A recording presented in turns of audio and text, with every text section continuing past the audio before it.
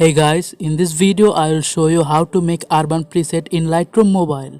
You can download this preset for free via the link in the description. But before that, the file is protected by a password. If you want to know what the password is, you have to watch the full video. The password is given in the video. Okay, let's start the tutorial.